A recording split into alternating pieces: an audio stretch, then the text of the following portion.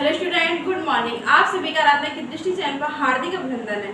आज से हम यूपी टेट, सुपर टेट या अन्य प्रतियोगी परीक्षाओं में हिंदी विषय से संबंधित जो आप लोगों से प्रश्न पूछे जाते हैं, तो आज से हम अपनी क्लास स्टार्ट कर रहे हैं, जिसमें हम आप लोगों को सबसे पहले हिंदी व्याकरण से संबंधित कुछ विषयों को पढ़ाएंगे। इसके बाद साहित्य शुरू करेंगे। तो आप लोग आज से नोट्स एक तैयार करते चलिए। हमारे क्लास के माध्यम से आप लोगों को नियमित कक्षाएं दी जाएंगी। और जो भी मेरे चैनल पर नए हैं तो प्लीज़ मेरे चैनल को सब्सक्राइब करिए, लाइक करिए, शेयर करिए। तो आज हम पढ़ाने जा रहे हैं आप लोगों को वर्णमाला। वर्णमाला समझने से पहले सबसे पहले आप लोग उसको समझिए कि भाषा की एक सार्थक इकाई को हम क्या कहते हैं? वाक्य। और जो वाक्य है, वाक्य से छोटी इकाई जो होती है वो हम आपको बता दें, होती है उपवाक्य। वाक्य से छोटी इकाई उपवाक्य, उपवाक्य से छोटी इकाई पदबंध, पदबंध से छोटी इकाई पद, पद से छोटी इकाई अक्षर, अक्षर से छोटी इकाई ध्वनि। ठीक है। अगर आप लोगों के एग्जाम्स में पूछा जाता है कि भाषा की सार्थक इकाई क्या होती है, तो आप लोग टिक करिएगा वाक्य। वाक्य से छोटा उपवाक्य, उपवाक्य से छोटा पदबंध, पदबंध से छोटा पद, पद से छोटा अक्षर, अक्षर से छोटा ध्वनि। एक उदाहरण आप लोग बताएं। जैसे ये लिखा है राम। राम में अगर आप लोगों से पूछा जाए कि राम में कितने वर्ण हैं, तो वर्ण हमारे 4 और अक्षर पूछे जाएं, ये हमारे 4 वर्ण। अभी आप लोग बता रहे कैसे हैं। फिर ये है अक्षर पूछे जाएंगे, तो ये हमारे हैं 2। देखिए अक्षर हमारे कैसे हैं, जैसे ये रा है, ये हमारा क्या है? अक्षर। माँ क्या है हमारा? ये है अक्षर। अक्षर कितने हमारे? 2। और वर्ण कैसे काउंट करेंगे? जैसे कि रा, हम बोलते हैं ना रा यानी कि बड़ा। फिर बोला माँ, माँ को धीरे से बोलेंगे माँ यानी कि छोटा आ रहा है। तो ये हमारे हो गए वर्ण। इनकी संख्या कितनी है? 4।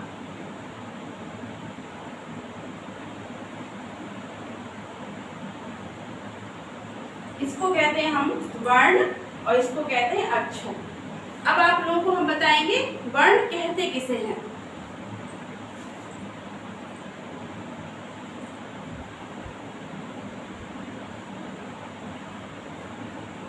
भाषा की सबसे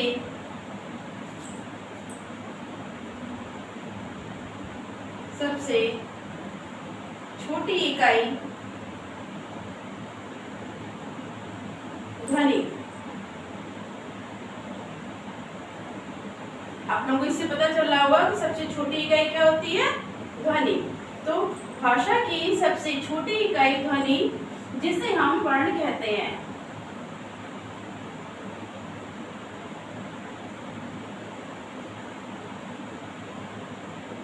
ठीक है। अब समझिए वर्णमाला कहते किसे हैं।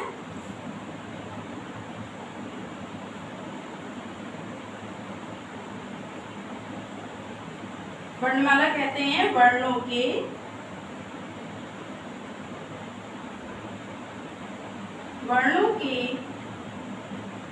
व्यवस्थित क्रम को वर्णमाला कहते हैं।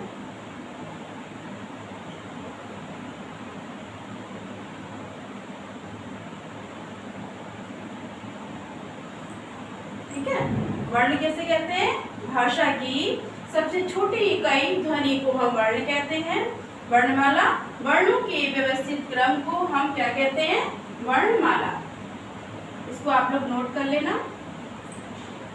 इसके बाद में बताते हैं कि मानक हिंदी वर्णमाला के अनुसार क्या रूपरेखा बनाई गई है।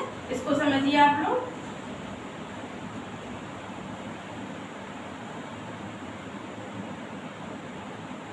मानक हिंदी वर्णमाला इसमें सबसे पहले हम देखेंगे उच्चारण उच्चारण के आधार पर। पहले समझिए, उच्चारण के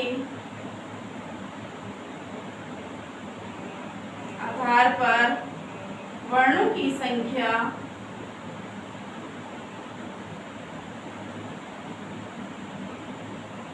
45 है। किस तरीके से समझिए, जिसमें स्वर है हमारे 10 और व्यंजन है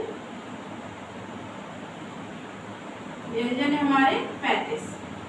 ठीक है, तो ये हमारे हो गए 45, ये 45 वर्ण है। अब देखिए लेखन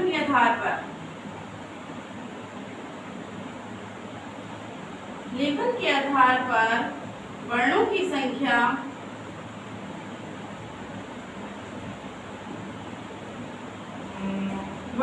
संख्या है 52। कैसे? जिसमें स्वर माने गए हैं 13 और जो व्यंजन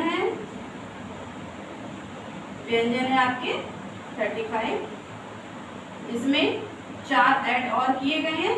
ये हैं 35 आपके व्यंजन, और जो संयुक्त व्यंजन है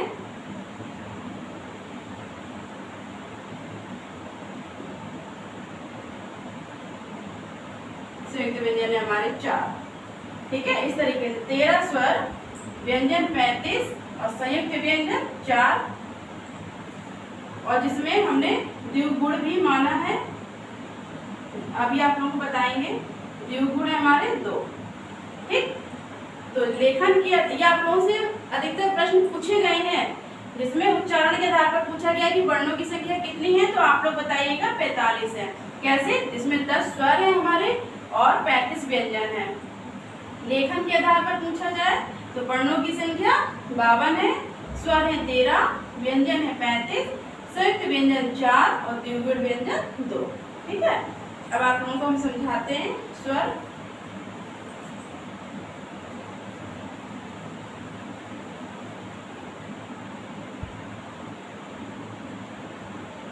स्वर छोटा बड़ा, छोटी बड़ी, छोटा ऊ बड़ा ऊ, ऋषि, ए ऐ ओ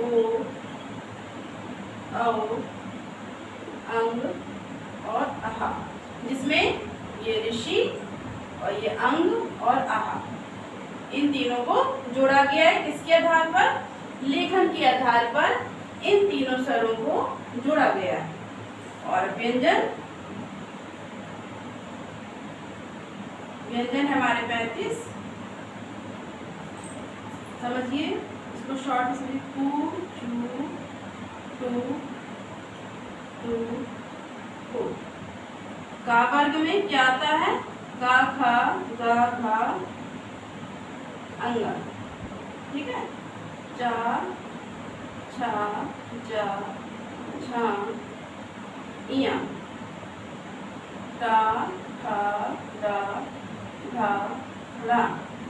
यहीं पे हमारे द्विगुण व्यंजनों को जोड़ा गया है। इसमें बिंदी नहीं होती है। ठीक है, इन दोनों में बिंदी नहीं होती है। अगर इसको हम बिंदी के रूप में लिखते हैं इस तरीके से, ठीक है, तो ये हमारे क्या है? द्विगुण व्यंजन। कौन से व्यंजन है? द्विगुण व्यंजन। फिर है ता था दा धा ना, पा फा बा भा मा। अब हमारे अंतस्थ व्यंजन। अंतस्थ में क्या आता है? या रा ला वा। फिर हमारे ऊष्म व्यंजन। ऊष्म में क्या है? सबसे पहले आएगा शा शा सा और हा। ऊष्म व्यंजन। फिर है संयुक्त, यहाँ पे लिख लीजिए। संयुक्त व्यंजन है छा त्रा ज्ञा और श्रा, और है श्रा। ठीक है, 35 व्यंजन। इसको हम लोग जब संस्कृत में पढ़ते हैं तो का से लेके माँ तक जो स्पर्श व्यंजनों की संख्या पूछी जाती है तो क्या होती है, 25 होती है। का से, इसको संस्कृत में का से माँ तक जो व्यंजन पूछे जाते हैं इनको हम लोग स्पर्शी व्यंजन के नाम से जानते हैं संस्कृत में। ठीक है, तो इसको समझिए। व्यंजन काका काका अंगा चाचा चाचा इया टाठा टाठा ना ताथा ताथा ना पापा बापा माँ यारा लावा शा चाहा। और ये हमारे डा ओड़ा ये द्विगुण व्यंजन है। संयुक्त व्यंजन हमारे छा त्रा ज्ञा और श्रा। ठीक है, इसको हम बताते हैं कि संयुक्त व्यंजन किस तरीके से मिलकर बनाए, किन किन वर्णों से, किन किन व्यंजनों से मिलकर बनाए गए हैं। सबसे पहले लेते हैं छा त्रा ज्ञा और श्रा। ये बना है का प्लस खटकोण वाला शा, जो त्रा बना है वो ता प्लस रा, और जो ज्ञा बना है वो जा प्लस इया, जो श्रा बना है वो शा प्लस रा। ठीक है, ये का और खटकोण वाले शा से मिलकर बना है छा, त्रा बना है ता और रा से मिलकर, और ज्ञा जो बना है जा और या से मिलकर, और जो श्रा है वो मिलकर बना है शा और रा से। तो हमने आज आप लोगों को स्वर बताए हैं कितने होते हैं और व्यंजनों की संख्या बताइए, और आप लोगों को समझ में आ ही गया होगा। तो प्लीज़ आप लोग इसको पढ़िए, नोट करिए और कुछ कमेंट भी किया करिए अगर आप लोगों को मेरा क्लास अच्छा लगा। आप सभी लोगों का बहुत बहुत धन्यवाद।